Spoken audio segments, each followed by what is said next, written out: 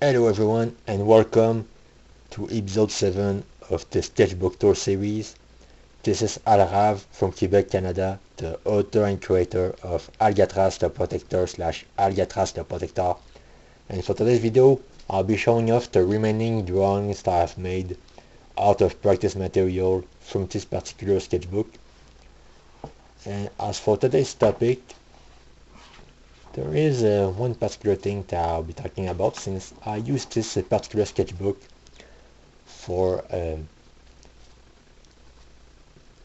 my making my history on how I became a comic book creator, and a lot of that is due to having been a huge American comic book fan as a kid, especially Marvel, especially Spider-Man.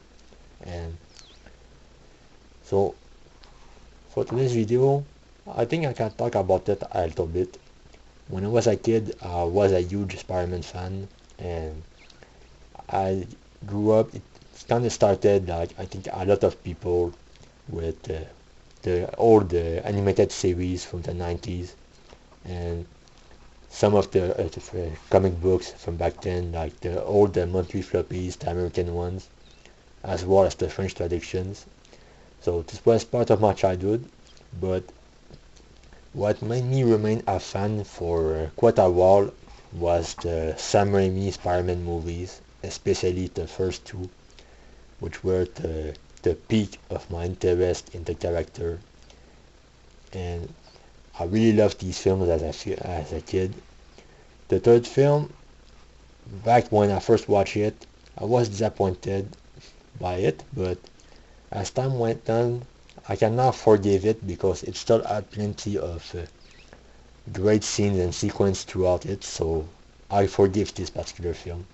So my interest in the character had stayed all the way to until 2007, and it wasn't because of Spider-Man 3 now that I realized, but it was the One More Day storyline that made me drift away from the character.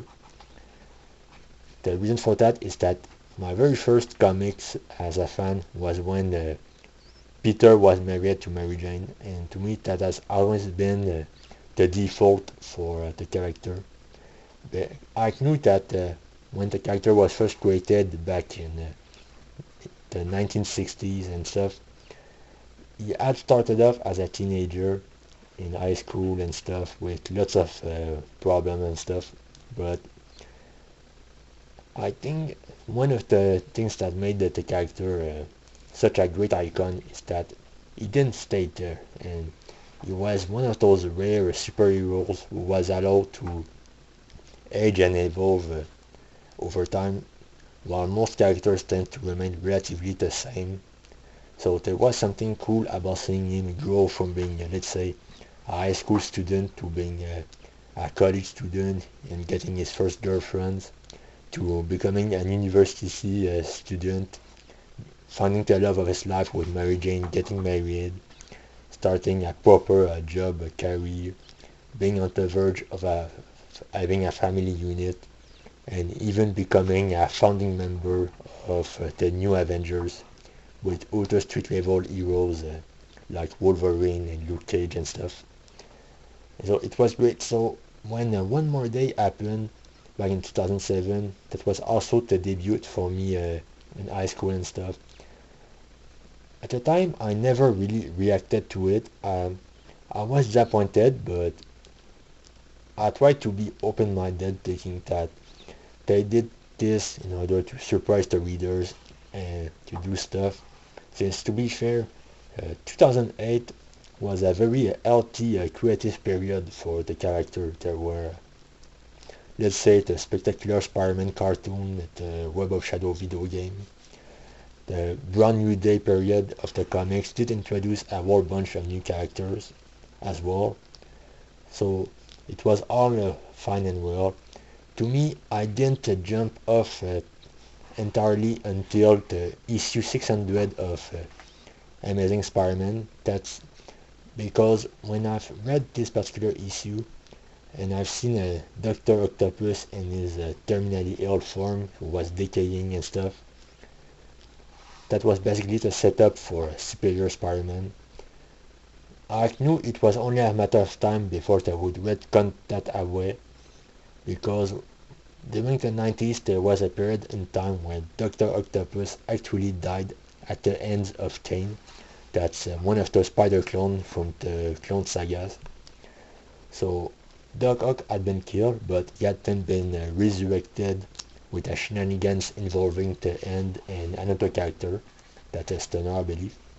So when that happened, and I've seen Doc Ock in the whole decaying form as shown in the issue 600, I knew it was only a matter of time before they would retcon that stuff anyway, which they eventually did, and they did so with a deal with the devil, of course. So that's sort of when, from that point onward, this is when I just drift away entirely, and I did came back on occasion to be excited, just like anyone else, only to then be disappointed, because the only thing worse than, let's say, the bad stuff that happened since then is to see the stuff that's actually good but being tainted because it required a deal with the devil to make it happen, and I just couldn't stand it anymore. So that's why I decided to just move away from the character and just let him go. And honestly, I kinda wish I had done it sooner. So I think there's a bit of a dilemma and a reflection that can be said, is that the reason why the editors at Marvel did this is because they didn't want to age the character too much. So they have this sort of belief that they want to keep him single so that they can keep doing all these different type of stories and stuff. But I think the extent of the damage they've done is that they've trapped the character into a never-ending perpetual washing machine cycles, and because of that it has made the IP and art adaptations since then completely unworkable, because nothing really matters or lasts, because the moment you just jump off ship, somebody else shows up and then they just reset everything all over again. So it has become pointless to even try to work on that character. So this is actually more of a warning as to why personally I've decided to become a creator of my own IPs as opposed to working for one of the American giants, simply because when the companies have all the IPs and stuff under their portfolios, they can do stuff like this at any given time.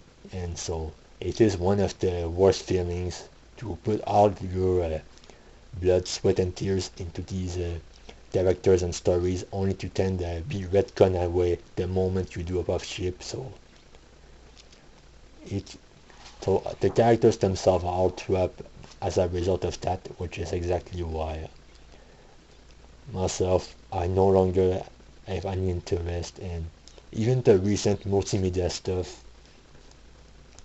like the shiny video games and the movies of Spider-Man. I just skipped this stuff entirely, and I have zero interest in there now. Like, the only reason I've even seen No Way Home, don't even ask me how I watched it, was because they had to be in it. So it was part of my childhood, so that's why I ended up to me that was the only reason I even watched, because everything else was kind of messy. So